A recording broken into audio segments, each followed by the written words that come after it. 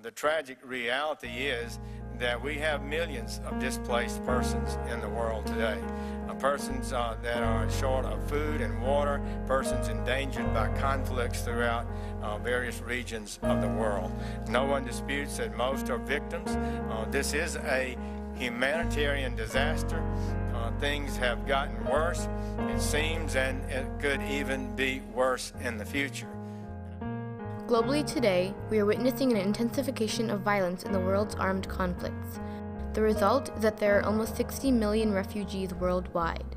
50% of these refugees are women and girls, who are most vulnerable to sexual assault and exploitation. Violence against women has become rampant in refugee camps, especially in countries such as Lebanon, Jordan, Turkey, and Iraq. Refugee women are being held captive by armed groups and human traffickers, and are often raped. The UN member states committed to taking steps to make the world more safe and equitable for women. However, the UNHCR must take action to address this issue and ensure that female refugees are safe from sexual assault and abuse. In 2017, the UN should propose an increase in funding for refugee camps in order to promote safety and provide adequate health care.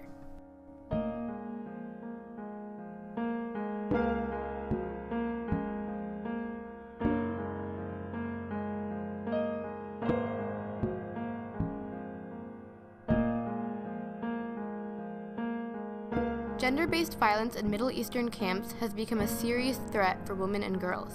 It is defined as any form of violence that results in physical, sexual, or psychological harm or suffering to women. Female refugees across the world are highly vulnerable to all forms of sexual and physical violence. They are continuously at risk of being brutalized by human traffickers or even border security forces. The number of people fleeing sexual assault in refugee camps continues to increase, especially in the Middle Eastern region. According to United Nations University, sex crimes are a serious problem because they violate personal freedoms, traumatize the victim, and often lead to undesired pregnancy, unsafe abortions, or even death. The UN Refugee Agency reported that all female refugees interviewed claimed they felt unsafe and threatened during the various states of immigration through the Middle East. الطفل صار اعتداءات تحرش حكي كذا اسمع من الناس هذا علق شيء بذهني فكتير كنت متحفظة وكتير كنت خايفة. This fear may be heightened by the fact that services for survivors of domestic violence are extremely scarce in places such as Iraq and Jordan. Refugees have very little access to medical or psychological care, and they struggle to forget their horrid experiences in refugee camps. They enter the houses, they rape, they kill in front of our eyes, and they shoot. Everything happens there now. Many people claim that protecting refugees is a threat to national security and takes too much government money and resources, as the U.S. gives about $8 billion per year to the UN and its affiliated organizations. And I think it's important for government leaders to consult something more than their feelings as we deal with nations in unstable areas of the world. Good intentions are not enough. Good intentions can lead to disastrous consequences. The president-elect Donald Trump gave a speech outlining his views on immigrants. In the speech, he claimed that terrorists could infiltrate the Syrian resettlement program in the U.S.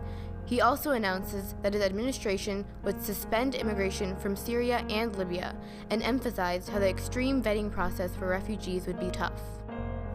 I call it extreme vetting. I call it extreme vetting. Our country has enough problems. We don't need more, and these are problems like we've never had before. But this is not just an issue of money or security.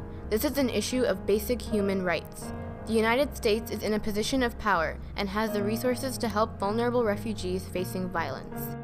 They're escaping persecution, and I think that as a human people that we need to take care of one another, and we do have a responsibility to do what we can in this situation. We're here because right now there are young girls, like the 16-year-old refugee from Myanmar that I met in Malaysia, who've suffered unspeakable abuse at the hands of traffickers. Girls who pray at night that someone might rescue them from their torment. The UN can provide aid to protect female refugees, and it is vital that the global community ensures safety and protection for those who do not have the necessary resources. Gender-based violence abroad is multi-layered and does not have a single solution, but the UN can take small steps to change its camps. Something as simple as women being provided with their own spaces within refugee camps and their own places to use the bathrooms, shower, and sleep without the presence of men. Women and girls are living in constant fear of harassment in these refugee camps. While these camps are meant to protect them and provide them safety, there is lack of food, there is lack of sanitation, there is lack of mental health. Something as basic as menstrual pads are not available. The toilets are filthy. So all this, it's not physical form of harassment, but it's also mental form of harassment that a lot of young women and girls have to go through. Many humanitarian officers in camps are men, which can make female refugees uncomfortable and less likely to ask for help. Sometimes these employees are perpetrators themselves.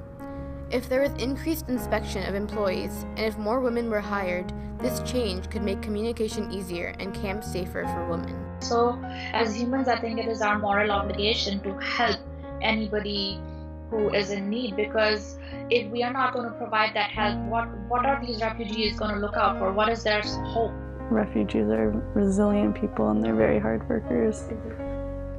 And we try to give them as much support as we can. We must make the change that we want to see, and one small step can go a long way for these refugees. There is no question that female refugees are not receiving the safety and help they deserve, and it is our obligation to use our resources and do what we can to help those in need. And we need to continue to speak up for justice and equality and insist that the universal human rights of every person are upheld everywhere.